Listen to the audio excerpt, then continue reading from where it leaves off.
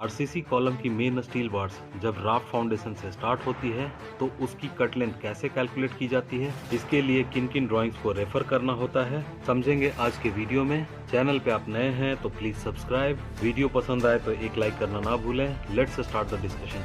तो main bars की cut length को निकालने के लिए we need some technical requirements, और उन टेक्निकल रिक्वायरमेंट्स के लिए we need to refer few architectural drawings and structural drawings. Architectural drawing refer करने का पर्पस क्या होता है, वी नीड लेवल्स। अब लेवल्स पता होगा तो ये हमको हेल्प करेगा क्लियर हाइट ऑफ कॉलम को निकालने के लिए। तो ड्राइंग को रेफ़र करते हैं। जिस बिल्डिंग के एक पर्टिकुलर कॉलम के लिए हम कैलकुलेशन करने वाले हैं उस बिल्डिंग के ये सेक्शन ड्राइंग है।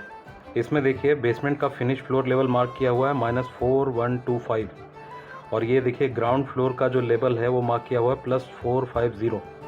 इस ड्राइंग को रेफ़र करने का पर्पस ये था, we need to get the levels. Now we shall refer structural drawings. इसके लिए सबसे पहले हमें देखना है की प्लान को।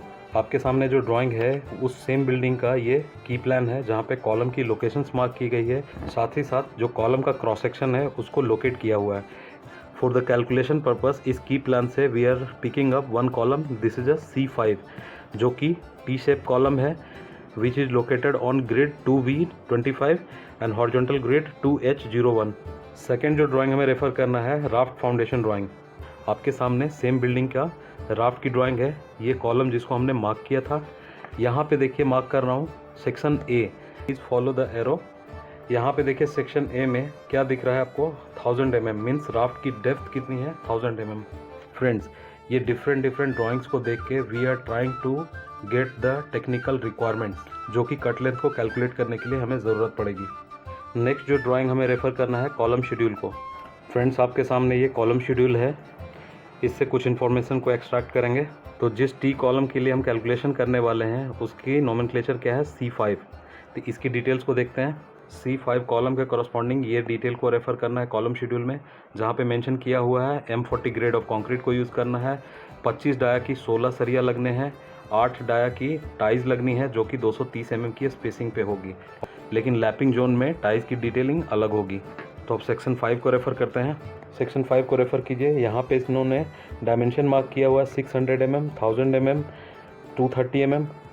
तो लार्जर डायमेंशन कितनी है यहाँ पे, 1000 mm। टोटल इसमें कितने हैं, 16 बार्स, और सारे सरिया कितने के हैं, 25 के, जो कॉलम शेड्यूल में मेंशन था। नेक्स्ट जो ड्राइंग हमें रेफ़र करना है वो है framing plan of the ground floor. Framing plan को रेफ़र करने से we will get to know beam details, और बीम डिटेल में B/D we are basically concern with D को हम यूज़ करेंगे कॉलम की क्लियर हाइट को निकालने के लिए, जो कि रिक्वायरमेंट होगा L0 कैलकुलेट करने के लिए जोन A। फ्रेंड्स, आपके सामने ये ग्राउंड फ्लोर का फ्रेमिंग प्लान है, स्ट्रक्चरल ड्राइंग। ग्राउंड फ्लोर की फ्रेमिंग प्लान को क्यों रेफ़र कर रहे हैं, चूँकि जब हम कॉलम की क्लियर हाइट को कैलकुलेट करेंगे तो उस समय बीम की डिटेल के लिए हमें ग्राउंड फ्लोर की फ्रेमिंग प्लान को रेफ़र करना होगा। अब यहाँ पे देखिए जो कॉलम को हमने मार्क किया है उस कॉलम से कौन कौन से बीम जुड़े हुए हैं, वी नीड टू रेफ़र। इस टी कॉलम पे जो 2 बीम रन हो रहे हैं, एक हॉरिजॉन्टल डायरेक्शन में, उसको मार्क किया हुआ है यहाँ ब्लू कलर से 0B17। तो जो वर्टिकल डायरेक्शन में बीम है उसका नोमेनक्लेचर क्या दिया हुआ है, 0B23। एक बात और, इस जो बीम की बात कर रहे हैं 0B24, वो हॉरिजॉन्टल ग्रिड पे इसका स्पैन क्या है, लेफ्ट साइड में देखिए 2H01 से लेके 2H03 के बीच में। आपके सामने ये बीम की डिटेल है। सो फ्रेंड्स, जो 2 बीम को हमने रेफ़र किया था 0B17 एंड 0B23, इन दिनों की डिटेल को यहाँ पे देखेंगे। यहाँ से हम लोग को B/D पता चलेगा। Basically we are concern with D। Please refer beam 0B17। जो कॉलम हमारा लोकेटेड था वो कौन से ग्रिड पे था, 2V25 पे। अब इसके लिए ये बीम कंटिन्यू इस तरह से रन कर रही है, तो इस बीम के क्रॉस सेक्शन को देखने के लिए we need to refer section 5। यहाँ पे बीम 0B23 को देखिए, जिसका हॉरिजॉन्टल ग्रिड में क्या स्पैन था, 2H01 से लेके 2H03। यहाँ पे देखिए एक्सटेंशन लाइन लिखी हुई है, मतलब ये बीम इस साइड में कंटिन्यू हो रहा है। तो ये ग्रिड कितना है, 2H04 से लेके इस तरह से कंटिन्यू होगा राइट साइड में। तो इस बीम की क्रॉस सेक्शन के लिए अगेन यहाँ पे देखिए मार्क किया हुआ है 5, मीन्स सेक्शन 5 को ही रेफ़र करना है। यहाँ पे देखिए सेक्शन 5 को मेंशन किया हुआ है, जिसमें कितना लिखा है डायमेंशन, 230 मल्टीप्लाइड बाय 420। तो D की वैल्यू कितनी अपने को मिल गई यहाँ से, 420 mm। तो फ्रेमिंग प्लान के साथ साथ हमने बीम डिटेल्स को भी रेफ़र कर लिया। अब इन सारी इन्फॉर्मेशन को जो ड्राइंग से रेफ़र करके हमने देखा उसको कैलकुलेशन में यूज़ करेंगे। जितनी भी ड्राइंग्स को हमने देखा उसमें जो भी इन्फॉर्मेशन को हमने एक्सट्रैक्ट किया उनको यहाँ पे क्विकली एक बार समराइज़ कर लेते हैं। यहाँ पे फिनिश फ्लोर ऑफ बेसमेंट कितना है, -4125।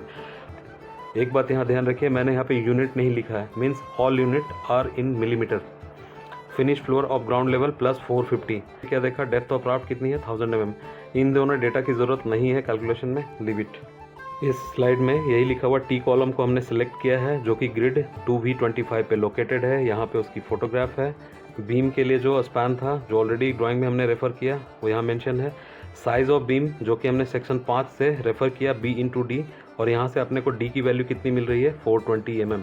अब इन इन्फॉर्मेशन के बेसिस पे हम कैलकुलेट करेंगे clear height of the column. और क्लियर हाइट जो बात कर रहे हैं बेसमेंट से लेके ग्राउंड फ्लोर के बीच की बात कर रहे हैं। तो H की वैल्यू कितनी हो जाएगी, 4125 + 450 - 420, जो कि ये D की वैल्यू है। निकल के आता है 4155। इस वैल्यू को यूज़ करेंगे हम जोन ए को कैलकुलेशन करने के लिए। L0 की वैल्यू को कैलकुलेट करने के लिए इन्होंने फार्मूला दिया है जिसको मैंने प्रीवियस वीडियो में कॉम्प्रिहेंसिवली डिस्कस किया है। क्विकली एक बार रिव्यू करते हैं। L0 इज़ ग्रेटर ऑफ, तो इन तीनों वैल्यू में जो बड़ा वैल्यू होगा उसको लेना। यहाँ पे जो कॉलम को हम रेफ़र कर रहे हैं उसकी लार्जर डायमेंशन हमने कितनी देखी थी सेक्शन में, 1000 mm, और 1/6 ये क्लियर हाइट जो भी हमने कैलकुलेट किया 4155, तो ये वैल्यू निकल के आती है 692.5, और एक 450 की वैल्यू दी है। तो इन तीनों में से जो ग्रेटर वैल्यू है that is L0 = 1000 mm। Last segment of video column 5 के लिए हम लोग कट लेंथ निकालने वाले थे। कॉलम 5 में कितने दिए हुए थे, टोटल 16 सरिया है। कितनी डाया की, 25 डाया की। जैसा कि नोट्स में हमेशा लिखा जाता है कि not more than 50% of the steel bar shall be lapped at one place. तो इसलिए इस 16 सरिया में से 8 सरिया की लेंथ छोटी होगी और 8 सरिया की लेंथ बड़ी होगी। तो जो छोटी लेंथ है पहले उसको कैलकुलेट करते हैं। तो कट लेंथ L को देखते हैं। यहाँ पे मैंने लिखा 300 + 1000 - 50 + L0 + लैप लेंथ। अब इसको 1 बाय 1 एक्सप्लेन करता हूँ। कॉलम की जो रिइंफोर्समेंट राफ्ट से शुरू होती है, तो ये जो लेग होता है वो कॉलम शेड्यूल में कितना लिखा हुआ है, 300 mm। तो ये 300 mm। राफ्ट की डेप्थ कितनी है, 1000 mm, जो हमने ड्राइंग में रेफ़र किया। 50 mm क्या है, क्लियर कवर जो फाउंडेशन में हम प्रोवाइड करते हैं, तो उसको घटाएंगे। L0 क्या है आपका, जोन ए। एक बार देखिए इसके लिए एलिवेशन को, ये देखिए 300 mm typical leg, then raft की डेप्थ यहाँ पे capital D, then your value L0। Zone A के बाद जो ये पोर्शन है स्टील का जो नीचे से आएगा वो कौन सा हो जाएगा, लैप लेंथ, और जिसकी वैल्यू कितनी इन्होंने मेंशन की है, 50 × 5। 5 इज़ अ डायमीटर। वैल्यू निकालते हैं तो ये कट लेंथ आती है 3.5 मीटर। मतलब 16 सरिया में से 8 सरिया का लेंथ मुझे कितना प्रोवाइड करना है, 3.5 मीटर। अब जो बचे हुए 8 सरिया है उसके लिए कट लेंथ की बात करें L2, तो वो कितना हो जाएगा, 3.5 मीटर। ये तो सेम कंटिन्यू होगा, प्लस 300 + लैप लेंथ। इसके लिए एलिवेशन को फिर से देखते हैं। कलर से जो मैं मार्क कर रहा हूँ, इस पर्टिकुलर लेंथ को हमने L1 कहा और इसकी लेंथ अपने को निकल के आई कितनी, 3.5 मीटर। जो बचे हुए 8 सरिया की लेंथ जो मार्क कर रहा हूँ, दिस इज़ योर L2। और इसके लिए जो है आप ये देखिए 300 mm मैंने लिखा था, तो ये जो गैप होता है दैट इज़ अ 300। और ये 300 कहाँ से आ रहा है, यहाँ पे रेफ़र कीजिए। यहाँ पे देखिए 2 लैप लेंथ प्रोवाइड करने के बाद दोनों लैप को सेपरेट किया जाता है एक डिस्टेंस से, दैट इज़ अ 300 mm। तो 300 mm का ये सेपरेशन प्लस ये लेंथ कितनी हो जाएगी, फिर अगेन 50 × 5। सेम इसी चीज़ को लिखा 3500 + 300 + 50 × डाया, जो कि लैप लेंथ है। तो कैलकुलेशन के बाद L2 की वैल्यू आती है। और जो दोनों कट लेंथ में डिफरेंस है इसका सिर्फ एक टेक्निकल रीज़न है कि 50% steel shall be lapped at one place.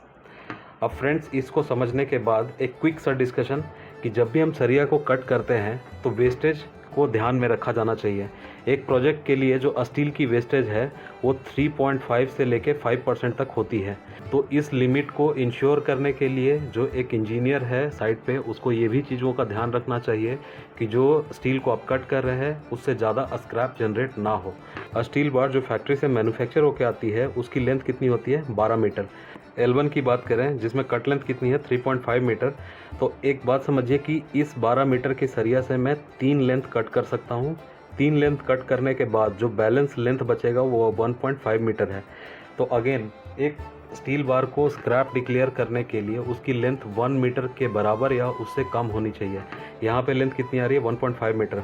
मेरी एक बात याद रखिए कि जब भी एक स्ट्रक्चर में बीम और कॉलम के जंक्शन में देखेंगे कि स्ट्रक्चरल ड्राइंग में एक्स्ट्रा रेनफोर्समेंट प्रोवाइड करने के लिए दी होती है, that is a smaller length, तो वहाँ पे ये स्टील बार को हम यूज़ कर सकते हैं। अब L2 की बात करें तो यहाँ पे कट लेंथ कितनी है 5.05 मीटर, तो 12 मीटर के सरिया से मैं 2 लेंथ इसमें से कट कर सकता हूँ और 2 लेंथ कट करने के बाद मेरे पास 1.9 मीटर की बैलेंस स्टील बच जाती है। अगेन ये 1.9 मीटर की लेंथ जो है can be used in the junction of beam and column. तो मैं उम्मीद करता हूँ इस वीडियो में आपने काफ़ी कुछ इम्पॉर्टेंट इन्फॉर्मेशन को ऑब्जर्व किया होगा, लर्न किया होगा। ऐसे ही कंसेप्चुअल वीडियो के लिए यदि आप चैनल पे नए हैं प्लीज़ सब्सक्राइब, वीडियो पसंद आती है तो एक लाइक कीजिए and share with your friends. I hope this video found to be informative to you. Thank you for watching it. जय हिंद।